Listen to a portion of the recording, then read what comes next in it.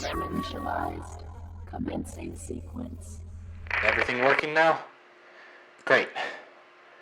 Hey everyone. It's been a long time. But here we are. So let's talk. For those of you who know me, you know that a few months ago, everything stopped. No videos, and only reappearing for 1 or 2 streams while I was gone. And the fact of the matter is, everything I produced this year has been one big lie.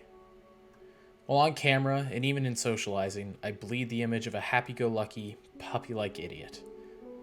This year has been anything but good. So just where the hell have I been? To really address that, we need to look at the start of this hellish year that we call 2020. This year didn't start great. My grades were fumbling, I was overworking myself to the point of only really sleeping every other day.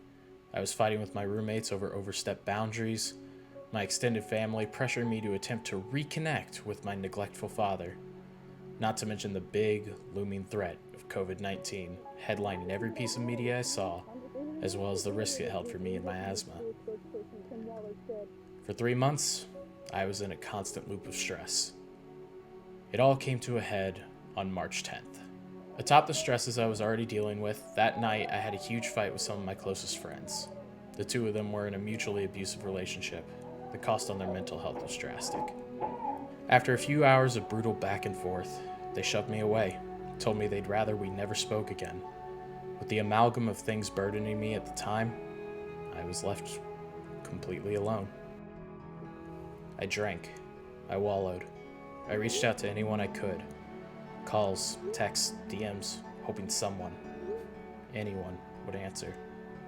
Hours went by and the isolation after losing some of the people I cared most for took over. I gave up. I sent off goodbyes to everyone I could think of, except my mom. I didn't want her to think bad of me. I grabbed a bottle of painkillers and attempted to overdose. I ended up with one of the worst stomach aches of my life, vomiting over a toilet. It was in that moment my phone rang for the only time that night. A call from my now best friend, Alvin. He didn't let me talk for a while. For a moment, he was almost angry at me for sending him such a pathetic excuse for a goodbye. But never once did that anger come across in his tone. He spoke gently, talking me down. My rampant cocktail of emotions transitioned to regret, fearing that I'd gone too far and I couldn't take back what I did. Lucky for me, it didn't take. The pills I'd taken, even in a high dosage, only left me with a splitting migraine and spells of vomiting. Small price to pay for avoiding something I wouldn't have gotten the chance to regret. I still thank Alvin for that to this day. Sadly, that wasn't where the chaos ended. Since 2018, I'd been editing for a series called Cutthroat Pokemon, a fun YouTube show based on Cutthroat Kitchen that brought joy to many people. During that time, I connected with one of the players, Robbie. Robbie and I began to work on our own projects. For 2 years, I'd been making series, publicly talking and hanging out with them, making a name for our team. Then, on June 23rd, it all came crumbling down once again. I received 2 messages while I was working, asking if I was okay. I answered, cluelessly, that I was just fine. I had been working all day. Then a link was sent to me. A long passage recounting a story of Robbie and the things he'd done. In the height of the Me Too movement, allegations had come out about Robbie, and Cutthroat and its entire team had eyes locked to them because one of our own had done awful things. That was about when my channel went radio silent. I disappeared into a cocoon of self-loathing and cluelessness. How had I not known? How long had he been doing this? The stories poured and poured in. There was no avoiding the issue. My friends all put out their official statements, stating they'd known nothing and had cut contact with Robbie. I wanted to do the same thing. I cut off all contact, but I could never bring myself to make a statement. I was so publicly known as a close associate with Robbie. I feared what people would think of me, even if I didn't know what he'd done. So, the brand of GlitchedStreams fell into hibernation. It's been about 6 months since all that happened. For those I had personal contact with, it wasn't like much changed. I exchanged texts, tweets, still appearing very much alive and well. But since what had happened, I could hardly bring myself to continue to create. I spent most of my summer working and enjoying vacation as best I could. I finally started a relationship with my lovely girlfriend, who's been a massive supporter in all my trials to get my life back together. I attempted to just not think about anything that had happened earlier in the year. The school year started once more, and I moved into my new apartment.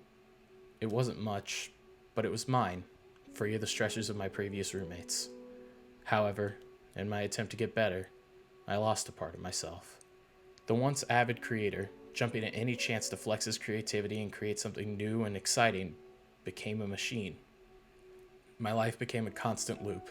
Work, school, eat, sleep, work, school, eat, sleep, work, school, try and remember to eat, sleep, work, forget to eat, school, and pop a pill of melatonin to force myself to sleep. Work, school, work, school. I became a program with two functions. Not because I didn't have the time for more, but because the others lacked their priority. So I just didn't do them. But I'm tired of being a binary code with only two states. So I'm throwing out the script and writing from a blank page. I've rebuilt my support system. I refound the validation within my own skills, passions, and talents. I have a girlfriend that pushes me to be the best me. I have my best friend and his wife moving in with me at the time of writing this. I have a fire that, though it previously been all but extinguished, is creating embers once again. Those of you who fear that maybe some of the more dangerous thoughts still linger in my mind can be settled. Since then, I have made several adjustments to my life in an attempt to get back on my feet. I haven't had a stumble like that since.